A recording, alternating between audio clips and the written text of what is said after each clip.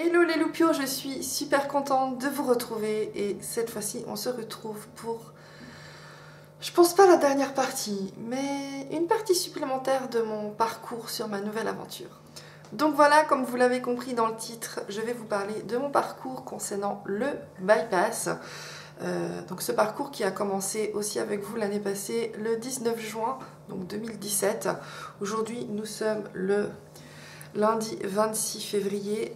Je pense que cette vidéo ne sera pas tout de suite mise en ligne, donc ne soyez pas surpris que je parle du 26, mais que ce sera mi-mars, parce qu'aujourd'hui c'est la journée où je tourne plusieurs vidéos, donc je vais les mettre dans un ordre, je ne vais pas toutes les mettre en même temps. Donc voilà, je me suis fait une petite feuille pour essayer d'arriver dans l'ordre, parce qu'il y a beaucoup de choses qui se sont passées depuis. C'est vrai que j'avais pas envie de vous faire genre 15-20 vidéos, enfin voilà, j'avais pas envie de filmer pour filmer. Jusqu'à maintenant, j'en ressentais pas trop le besoin, et là aujourd'hui, je me suis dit, là j'ai envie d'en parler, là j'ai envie de vous raconter, parce qu'on arrive au bout. On arrive au bout, et justement, je me dis, pour les personnes qui souhaitent faire cette opération, ou pour les personnes qui se renseignent, ben, je pense que ça peut être intéressant, même si, comme je l'ai déjà dit, il y a plein de vidéos sur le sujet. Chaque expérience est différente, donc si moi je peux apporter quelque chose en plus, c'est avec plaisir. Donc voilà, depuis donc, cette dernière vidéo où j'avais parlé de mes premiers rendez-vous chez l'endocrinologue avec la nutritionniste, j'avais aussi parlé par rapport au sport, donc je vais en parler tout de suite, où j'ai réussi à m'organiser, et justement je me suis tenue à cette organisation d'y aller chaque lundi. Donc là aujourd'hui je n'y suis pas allée, mais c'est parce que j'y vais demain, donc je m'y tiens et ça marche plutôt bien, et j'aime ça. Franchement c'est quelque chose, le sport j'ai toujours aimé, et c'est vrai que là d'avoir ce lundi de congé entre guillemets où ma fille est à la garderie et où je peux faire les choses pour moi-même, ça me fait un bien fou. Et je me suis rendu compte que c'était même pas une corvée d'y aller. En fait, la corvée, c'est de sortir de chez soi pour aller jusqu'à la salle de sport. Parce qu'après, une fois qu'on y est, j'ai beaucoup de plaisir. Enfin, je fais les cours, je fais du pilates, j'ai fait du yoga. Et je me donne, hein, franchement, je fais minimum 1h30. Je peux vous dire que... Ah, je me donne. Après, j'ai mal partout, mais franchement, on se sent tellement bien après. Donc ça, c'est quelque chose que j'ai mis en place et que je fais. Sans me mettre la pression. Il y a des jours où je suis plus fatiguée, où j'ai moins de force, où je fais ce que je peux. Pour moi, le plus important, c'est d'y aller et de faire ce que je peux sans aller au-delà de ce que mon corps peut faire, hein. Voilà, il y a des jours où on est tous plus fatigués. Voilà. Donc ça, c'est quelque chose que j'ai mis en place et j'en suis ravie. Pendant tout ce temps, bah, forcément, j'ai continué à voir l'endocrinologue et la nutritionniste. Avec l'endocrinologue, ça se passe très très bien, elle est très contente de moi. Elle m'a fait faire donc une gastroscopie pour contrôler l'estomac. Elle m'a fait faire une radio, je sais pas si ça s'appelle, radio de la composition corporelle en fait. Où là j'ai pris un sacré choc dans la tête, parce que en fait la radio, elle vous prend d'en haut, en fait elle vous scanne comme ça, et quand vous voyez la masse que vous faites sur la table, tu te dis waouh, waouh. Ah là j'ai pris une claque monumentale ce jour-là, où j'ai vu mon image détaillée vraiment avec la masse à plat. J'étais là, on se rend vraiment pas compte, hein. Enfin moi je sais que je suis obèse, je sais que je fais le poids que je fais, mais là de se voir comme ça, c'était... Ah, j'ai vraiment pris un sacré choc. Mais bref, il fallait le faire. Qu'est-ce que j'ai fait aussi? Bon, j'ai fait diverses prises de sang, j'ai fait, et bien évidemment, le test du sucre. Donc je n'ai pas de cholestérol, je n'ai pas de diabète. Donc de ce côté-là, c'est plutôt très bien. Voilà, rien n'empêche que si je continuais à prendre du poids, j'allais tomber dans le diabète et dans le cholestérol. C'était inévitable, on va pas se mentir. Donc ça, pour l'endocrinologue, c'est bon. Je regarde sur ma petite feuille, hein, m'excusez. Ah oui, j'ai dû aussi faire une échographie abdominale. Donc voilà, rien de particulier. J'ai également fait donc les cours, mais ça je vous ai déjà parlé de ça. Dans les cours, je vous en ai déjà parlé que j'ai fait les cours. Donc c'est tout des choses qu'en fait sont obligatoires à faire pendant votre parcours. Tant que vous n'avez pas fait ces choses-là, logiquement vous ne devez pas être opéré, sauf si vous avez des médecins qui vont plus vite. Moi je suis ravie de ce protocole-là. Je prends le temps, je prends les bonnes habitudes.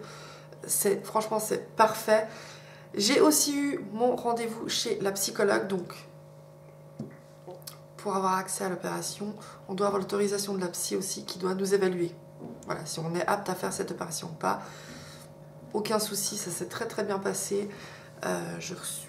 Enfin voilà, à mon grand soulagement, la psy m'a dit que je n'avais pas besoin d'être suivie plus que ça au niveau psychologique, parce que j'avais pas de réels troubles en fait alimentaires. C'est juste que je mange trop quand je mange au repas. Voilà. Donc ça c'est quelque chose que j'ai commencé à changer aussi.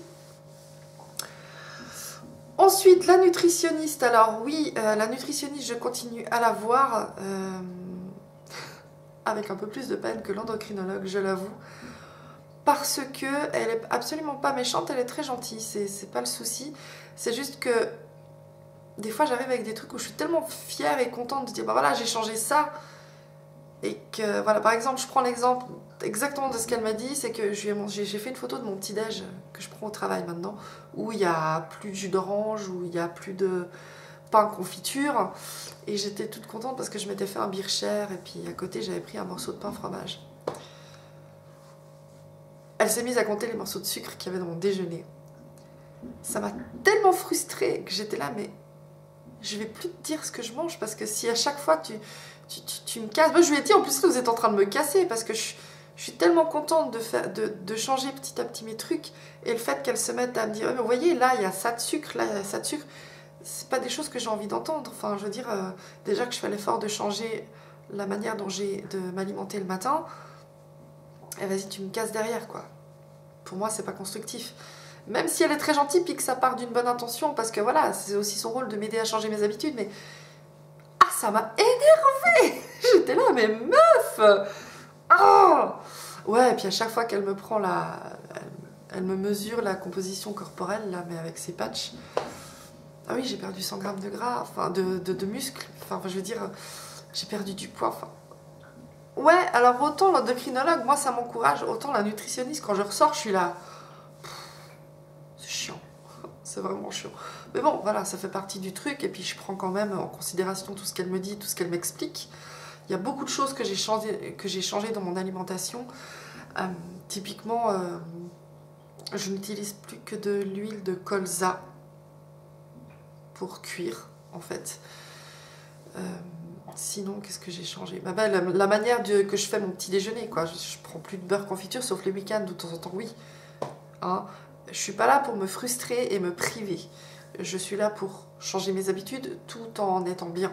Donc oui, des fois je me fais une tartine, mais la majorité du temps, je fais l'effort. Je prends des fromages blancs auxquels je rajoute des flocons d'avoine, du chia, des noix, des amandes, enfin vraiment le truc où c'est sain. Voilà, j'essaie de manger beaucoup plus sainement. Les boissons sucrées, j'ai énormément diminué. Le coca à maman, alors il y a des fois où je craque, mais c'est vrai que je me suis rendu compte que je craquais de moins en moins en ouvrant le frigo, donc c'est une bonne chose. Je bois énormément de thé. J'en buvais déjà avant, mais là j'en bois, mais alors genre hier je me suis avalé 1,5 litre de thé, quoi. Bien évidemment je ne mets pas de sucre dans le thé. Ah oui, bien sûr, il y a un truc que j'ai changé. Alors j'y arrive pas toujours, hein. Ça c'est un travail que je suis encore en train de faire. C'est vraiment les quantités. Moi j'ai vraiment un souci, c'est que quand un truc est bon, genre typiquement je me fais un gratin de pâtes, je peux pas me servir une petite assiette, c'est pas possible, j'arrive pas. Je suis obligée de me servir une bonne assiette et limite de me resservir parce que c'est bon, quoi. Et ça c'est vraiment mon gros problème, c'est que je mange trop au repas. Mais j'y arrive, j'y travaille, je m'améliore. Par exemple au travail, de plus en plus le soir, quand on est au repas du soir, il y a des fois où j'ai trop faim, mais de plus en plus j'arrive à me servir dans pas les assiettes normales, la taille en dessous. Voilà. Et je prends vraiment le temps de manger, et là je me rends compte que ça me suffit largement. En fait, vraiment, je me suis vraiment rendu compte que, vraiment, ça fait beaucoup de vraiment, je me suis absolument rendu compte que de manger lentement, ça aide vachement. Dans le sens que ma petite assiette où je me dis mais j'aurais jamais assez mangé, si je la mange en 20-25 minutes, j'ai l'impression d'avoir trop mangé. C'est un truc de fou. Et là, je me suis rendu compte que effectivement, si je prenais le temps de manger, je mangerais moins, en fait. C'est vrai que quand on a trop faim ou quand c'est trop bon, on mange trop vite. Et puis résultat, on n'a pas le temps de sentir que notre estomac dit stop. Ou même des fois, on le sent, mais on est là, allez, je peux pas laisser ça dans l'assiette. Alors que quand on sent, on devrait s'arrêter tout de suite. Mais on y arrive, j'y travaille, je m'améliore. Du reste, j'ai perdu en tout 8 kilos. Donc avec les 4 que j'avais perdus déjà l'année passée. Je n'ai pas pris de poids pendant les fêtes, truc de fou. Donc voilà, je perds gentiment, sûrement, sans me mettre la pression, sans me priver. J'ai envie d'un truc, je le mange, je me prive pas. Et pour moi, ça c'est le plus important, c'est de ne pas se frustrer. Parce que moi, du moment que je suis frustrée, après je vais me venger, puis ce sera pire. Ce sera vraiment pire. Oui, je pense que les 8 kilos, comme je l'ai dit, moi ça se voit tout de suite au niveau du visage. Et de toute façon, je le sens. Je le sens dans ma façon de bouger, dans ma façon de m'asseoir, ou même dans plein de choses, dans le quotidien, je sens que j'ai perdu du poids et ça change tout, quoi. Franchement, ça change tout. Le fait d'avoir perdu du poids, ça a aussi inclus... On va parler honnêtement d'un sujet qui concerne pratiquement toutes les femmes. Hein, on va pas se gêner. S'il y a quelqu'un que ça gêne, allez plus loin ou arrêtez la vidéo. J'ai toujours eu des gros problèmes de règles, c'est-à-dire que je les ai pas pendant une année, ensuite je les ai tous les 4 mois, tous les 6 mois, etc. etc. Et là, depuis que j'ai commencé à perdre du poids, comment vous dire, je pense qu'elles se sont rattrapées de toutes les années où elles n'étaient pas là assez. Bref. Enfin non, on est quand même content d'avoir nos règles, hein, parce que voilà, on sait que ça fonctionne et tout. Mais alors, waouh, franchement, j'ai rarement eu autant et aussi douloureux, c'était incroyable. Franchement, là, ça commence à se stabiliser, mais pendant 4 mois, c'était l'horreur. L'horreur. C'était carrément hémorragique au point où mon fer a baissé de plus de 60% en 2 mois. Oui. Et du coup, j'ai dû avoir une perfusion de fer parce que j'étais au bout de ma vie, j'en pouvais plus. J'étais une épave. Affreux, vraiment. J'étais à la limite de l'anémie. Enfin, par rapport aux chiffres, par contre, mon endocrinologue m'a dit oui. Enfin, au taux que j'ai baissé, c'est comme si j'étais anémique en fait. Donc, ça allait beaucoup mieux après la perfusion de fer. Ça n'a pas fait tout de suite. J'étais surprise, je m'attendais à ce que ça fasse effet très vite. Et en fait, ça a mis quand même 2 semaines et demie à vraiment me rebooster un coup, quoi. C'est pas encore ça, mais waouh. Donc voilà, et suite à ça, j'ai été chez la gynéco qui, elle aussi, m'a tout de suite rassurée en me disant que c'était sûrement dû à ma perte de poids et que, vu que je vais encore perdre du poids, ça va continuer. Il faut savoir aussi que pour l'opération, on vous demande d'avoir une part de responsabilité par rapport à la contraception. C'est-à-dire que évitez de prendre des risques de tomber enceinte. Parce que comme on perd très vite du poids après l'opération, on devient très vite fertile, beaucoup plus qu'avant. Et du coup, on n'est pas à l'abri de tomber enceinte, ce qui est bien dans un sens, mais très mauvais dans un autre. Parce que quand on perd ce poids-là pendant la première année ou 2 ans, le corps a un manque de vitamines, un manque de nutriments, un manque de calories, énorme fatigue également, et tout ça, c'est vraiment pas bon pour un bébé. Donc, il y a de gros risques de malformation au niveau du fœtus, il y a des gros risques pour nous, parce que si on vient d'être opéré et puis qu'on a des soucis de fistule ou d'hernie par rapport à l'estomac, et puis que le chirurgien doit nous ouvrir pour réparer ça, il ne faut pas oublier qu'il y a bébé. Donc voilà, moi en tout cas on m'a bien mise en garde sur le fait qu'il fallait vraiment que j'évite de tomber enceinte les premiers 18 mois je crois. Ma gynéco m'a dit 1 année, mais bon, enfin voilà, je suis pas à 6 mois près. Voilà, parce que ça comporte vraiment des risques. Il y a des femmes qui tombent enceintes tout de suite après pour qui ça se passe très bien et tant mieux. Moi personnellement j'ai pas envie de prendre de risques, donc quand j'ai eu mon rendez-vous annuel chez la gynéco, je lui ai demandé un moyen de contraception. Le stérilet, non merci, je sais pas pourquoi j'ai un blocage là-dessus, du coup j'ai opté pour l'anneau. Et aussi pourquoi l'anneau, parce que comme j'aimerais un deuxième bébé, enfin on aimerait un deuxième bébé, voilà, investir dans un stérilet, puis vu comme c'est pour le mettre et l'enlever, je dis non, non, non, non, non. Peut-être après le deuxième enfant, oui, mais là j'ai opté pour l'anneau, comme ça je sais que le jour où je veux arrêter, j'arrête, c'est facile, je le remets plus, puis c'est bouclé. Donc voilà pour toutes les explications, j'espère que j'ai rien oublié.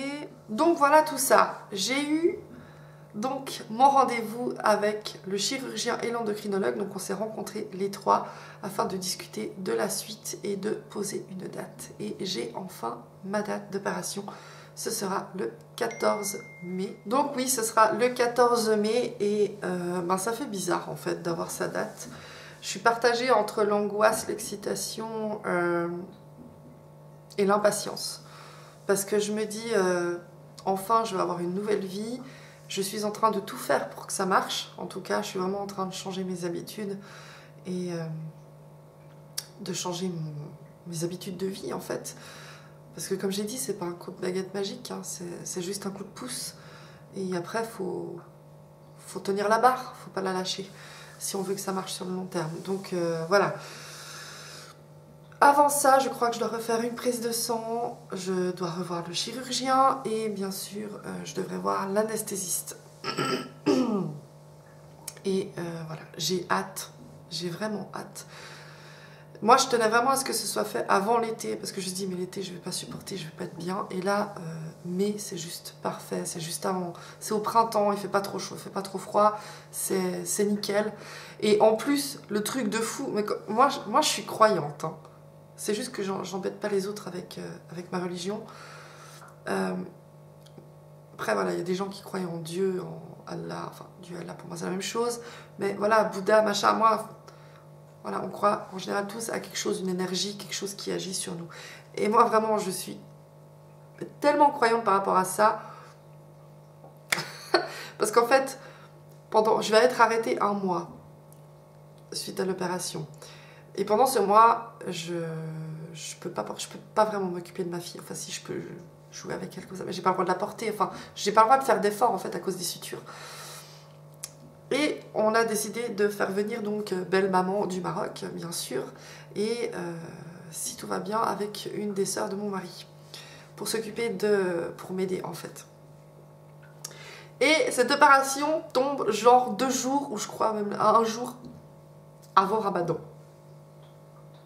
Ça a l'air con, mais je peux vous promettre que, en fait, c'est parfait. Ça tombe juste très bien parce que, vu que je vais pratiquement rien manger, ben, ce sera plus ça. En fait, c'est comme si je faisais Ramadan avec eux. Donc, ça va. Ouais. Je me suis dit, c'est parfait en fait. C'est vraiment parfait. Comme ça donne. Pas besoin de faire 3 repas par jour, enfin ouais, ça tombe bien. Ça peut paraître stupide hein, ce que je viens de dire, mais enfin, dans ma tête c'est totalement logique et franchement ça tombe super bien, les choses sont jamais faites par hasard. Donc voilà pour cette vidéo vlog. J'espère que ça vous aura plu, j'espère que ça vous aura intéressé pour certaines personnes, j'espère que vous aurez trouvé peut-être certaines réponses. Sachez juste que ben, le parcours de chacun est différent, je le répète tout le temps, mais c'est très important pour moi de le repréciser. Chaque parcours est différent, chaque personne est différente, chaque circonstance de vie est différente, chaque quotidien est différent. Donc, ce que je vis moi, ça ne veut pas dire que vous allez vivre la même chose. C'est comme les démarches, c'est comme les protocoles. Dans chaque canton, c'est différent, chez chaque médecin, pardon, c'est différent. Donc voilà. Après, je pense que les principes sont les mêmes. Hein. Les examens que vous allez passer sont les mêmes.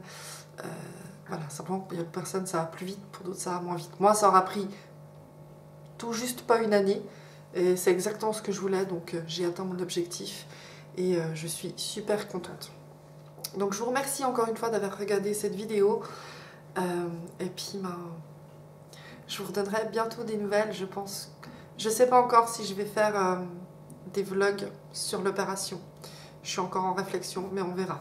Mais en tout cas, là, pour la préparation et tout, je pense que j'ai fait le tour. Je ne vais pas refaire une vidéo là-dessus. Et puis, ben, on verra pour la suite. Je vous redonnerai des nouvelles. Je vous fais plein de gros bisous et je vous dis à tout bientôt. Bye!